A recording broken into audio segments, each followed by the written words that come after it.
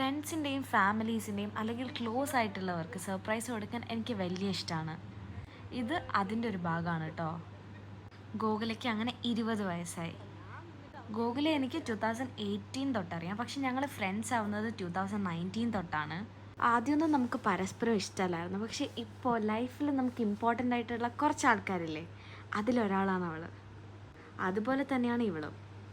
നമ്മൾ 3 പേരും ഒരുമിച്ച് ലാസ്റ്റായിട്ട് പുറത്തു പോകുന്നത് 2020 അപ്പോൾ ഇപ്പോൾ 5 വർഷമായി.